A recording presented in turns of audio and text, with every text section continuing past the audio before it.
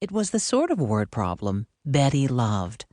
40-some passengers, dressed in 50s fashions, plus 5 nights, 2 casinos, 900 miles equals what?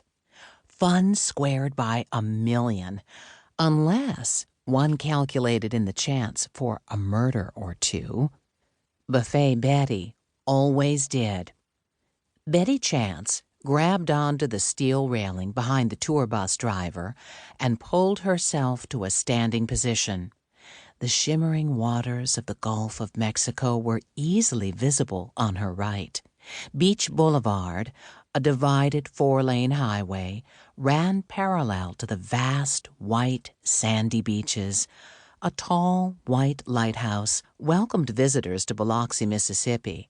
On the Meridian Strip, cabbage palms, some as high as 60 feet, reached into the sky. On the left side of the asphalt were stately pastel homes, convenience stores, tourist shops, luxury low-rise condos, and mega casino resorts and hotels. Only a few signs of Hurricane Katrina's deadly 2005 impact on the city of Biloxi remained.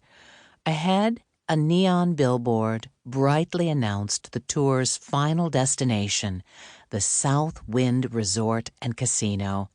Betty leaned forward and whispered to the driver in her best faux Southern accent, "I do declare, Miss Tilly, you did a mighty fine job of driving this Yankee mobile to the motherland." Tilly responded in kind. "Why, thank you, Miss Betty. Your words are sweeter than cold honey on a hog facing Judgment Day." The two Chicagoans practiced their Southern accents for weeks, one of the joys of working together. Betty Chance and Tilly McFinn excelled in both their careers and the art of silliness. Early in their working relationship, the duo decided it would be fun to speak to each other in the dialect of the geographic region they were visiting. Northern Minnesota had been a breeze to do once they watched the movie Fargo. Thanks to reruns of The Sopranos, New Jersey speak was a snap. The Gulf Coast dialect turned out to be harder than most. The Mississippi sound combined a slow drawl dotted with French accents and peppered with a dozen other transplanted cultures, including the Caribbean. The two traveled once before to the Gulf Coast, and this time they wanted their mimicking skills to be perfect. For weeks, they listened to B.B. King sing the blues, downloaded the movie Gone with the Wind, and cried as they watched Steel Magnolias.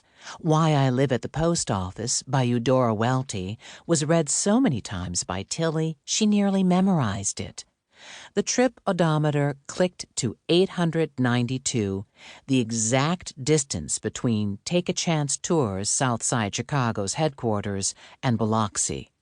The trip had taken 2 days on the road, with a one-night layover in Tunica. It would be 3 days before they headed home. The 7-day, 5-night Girly Girls tour was their longest junket of the year. Tilly drove by a neon billboard flashing the words, "Bradford and the Beekeepers, Saturday night at 8. Within a millisecond, the words morphed into a brightly lit LED image of the legendary crooner himself. Bradford was the reason Betty came up with the idea for the Girly Girls tour. In Southside Chicago, the man was a legend. He was more than a local boy made good. Bradford had risen from crooning ditties in a dive on Pulaski Avenue to a world-class entertainer rivaling Tom Jones and Wayne Newton.